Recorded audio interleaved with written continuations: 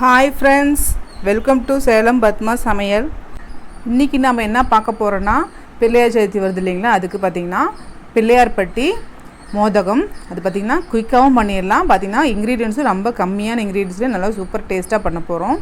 வாங்க போய் பார்க்கலாம். அதுக்கு முன்னாடி நம்ம சேனல் இப்போ தான் புதுசாக பார்க்குறீங்கன்னா சப்ஸ்கிரைப் பண்ணிக்கோங்க. பக்கத்தில் இருக்கிற பெல் பட்டனையும் கிளிக் பண்ணிக்கோங்க. இப்போது அதுக்கு தேவையான பொருள் பார்த்திங்கன்னா, பச்சரிசி பார்த்திங்கன்னா ஒரு கப்பு அளவு பார்த்திங்கன்னா ஒரு 200 கிராம் இருக்கும். இதை ஒரு 10 நிமிஷம் ஊற வச்சுட்டு கழுவிட்டு ஒரு 10 நிமிஷம் ஊற வச்சுட்டு நிழல்லையே காய வச்சு நான் வறுத்து வச்சிருக்கேன். பச்சரிசி எடுத்த அதே கப்பில் 1/4 கப் அளவுக்கு பாசிப்பருப்பும் நான் இந்த மாதிரி வறுத்து வச்சிருக்கேன். அரிசி எடுத்த அதே கப்பில் 1 கப் அளவுக்கு வெல்லம், 1/2 கப் அளவுக்கு தேங்காய் துருவல், 1/4 டீஸ்பூன் ஏலக்காய் பொடி, 2 டீஸ்பூன் அளவுக்கு நெய். இப்போ நான் மிக்சி ஜார் எடுத்திருக்கேன். நம்ம ஃபர்ஸ்ட் இந்த அரிசி பருப்பும் போட்டுடலாம்.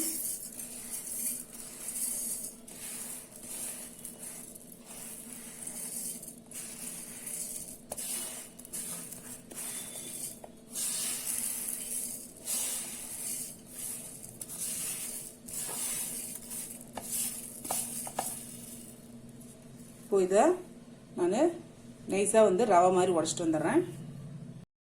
இப்போ பாருங்கள், நான் அரிசி பாருங்க இந்த அளவுக்கு உடச்சிட்டு வந்துட்டேன். இது தனியாக ஒரு பக்கம் இருக்கட்டும்.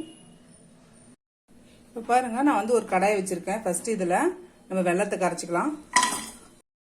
இப்போ பாருங்கள், நான் ஒரு கடாயை வச்சுருக்கேன். ஃபஸ்ட்டு இதில் நம்ம வெள்ளத்தை கரைச்சிக்கலாம். இதில் நான் 1 கப் அளவுக்கு தண்ணி ஊற்றி முதல்ல வெள்ளத்தை கரைச்சிக்கிறேன். கரைச்சி நம்ம வடிகட்டணும். ஏன்னா கல் மண்ணெல்லாம் இருக்கும். நம்ம ஆர்கானிக் யூஸ் பண்ணுற மாதிரி தான் டைரெக்டாக அப்படியே கரைச்சிக்கலாம். கரையட்டும். இப்போ பாருங்கள், வெள்ளம் கரைஞ்சிடுச்சு. இப்போ நான் இதை வடிகட்டி எடுத்துகிட்டு வந்துடுறேன். இப்போ வடிகட்டி எடுத்துகிட்டு வந்துட்டேன். இப்போ இதில் ஏற்கனவே நம்ம அதில் ஏற்கனவே 1 கப் தண்ணி ஊற்றிருக்கோம். இப்போ இன்னொரு கப்பு ஊற்றுறேன். இன்னொரு 1/2 கப்பு, டோட்டலாக பார்த்தீங்கன்னா 2.5 கப் அளவுக்கு தண்ணி கொதிக்கட்டும். இப்போ பாருங்கள், தண்ணி கொதிக்க ஆரம்பிச்சிக்கிச்சு. இப்போ நம்ம துருவல் தேங்காய் போட்டுக்கலாம், ஏலக்காய் பொடி போட்டுடலாம். இப்போ நம்ம உடைச்ச அரிசி போட்டுக்கலாம்.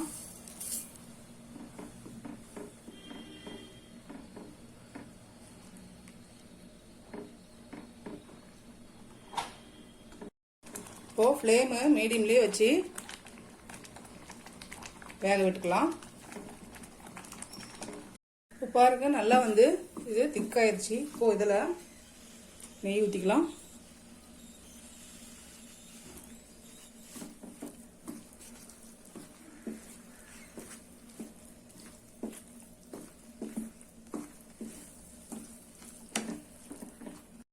இப்போ இது கொஞ்ச நேரம் ஆறட்டும். ஸ்டவ் ஆஃப் பண்ணி வச்சிடலாம்.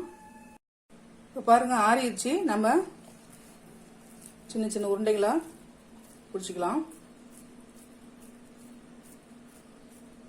இந்த மாதிரி எல்லாத்தையும் பிடிச்சி வச்சுக்கலாம்.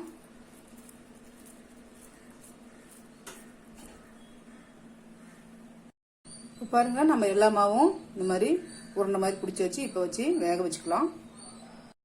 பாருங்க, நான் இட்லி தட்டு வச்சிருக்கேன். இப்போ நம்ம எடுத்து ஒவ்வொரு மதகமாக வச்சுக்கலாம்.